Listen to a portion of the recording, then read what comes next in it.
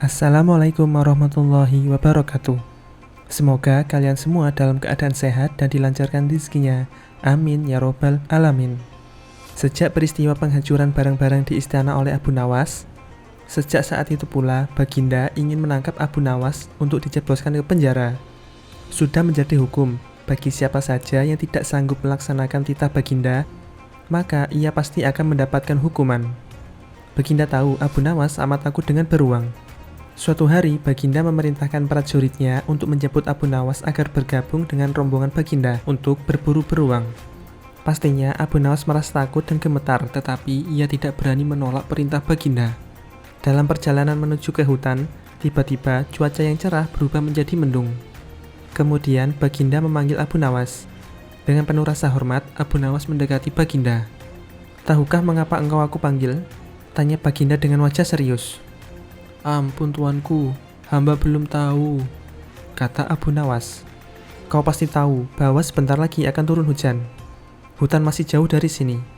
Sekarang kau kuberi kuda yang lamban.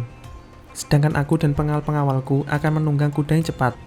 Nanti pada waktu santap siang kita akan berkumpul di tempat peristirahatanku. Dan bila hujan turun, kita harus menghindarinya dengan cara kita masing-masing, agar pakaian kita tetap kering. Dan sekarang kita berpencar." "Jelas Baginda."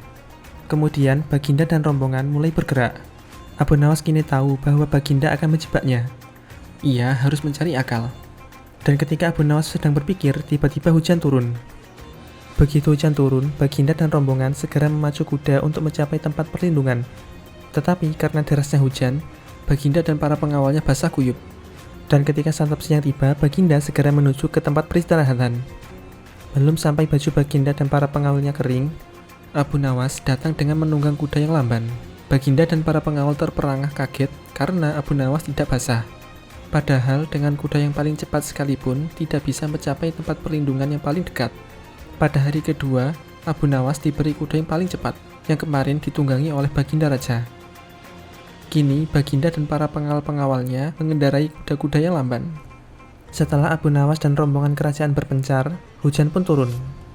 Dan hujan hari ini lebih deras daripada kemarin. Baginda dan pengawalnya langsung basah kuyup, karena kuda yang ditunggangi tidak bisa berlari dengan cepat. Ketika saat bersantap siang tiba, Abu Nawas tiba di tempat peristirahatan terlebih dahulu, dan kemudian disusul oleh Baginda dan pengawalnya. Abu Nawas menunggu Baginda Raja. Setelah beberapa lama, Baginda dan para pengawalnya tiba dengan pakaiannya basah kuyup. Melihat Abu Nawas dengan pakaian tetap kering, Baginda jadi penasaran. Beliau tidak sanggup lagi menahan keingintahuan yang selama ini ia sembunyikan. "Hei Abu Nawas, terus terang, bagaimana caramu menghindari hujan? Padahal tidak ada tempat yang teduh di sekitar sini," tanya Baginda. "Mudah tuanku yang mulia," jawab Abu Nawas sambil tersenyum. "Sedangkan aku dengan kuda yang paling cepat tidak sanggup mencapai tempat berteduh terdekat, apalagi dengan kuda yang lamban ini," ucap Baginda. "Hamba sebenarnya tidak melarikan diri dari hujan tuanku. Tetapi begitu hujan turun, hamba secepat mungkin melepas pakaian hamba dan segera melipatnya, lalu mendudukinya. Ini hamba lakukan sampai hujan berhenti." Diam-diam Baginda Raja mengakui kecerdikan Abu Nawas. Sekian dulu perjumpaan kita kali ini, sampai jumpa di kisah selanjutnya. Jangan lupa subscribe channel ini agar kamu terus mendapatkan kisah-kisah terbaru dari Capil Ireng. Wassalamualaikum warahmatullahi wabarakatuh.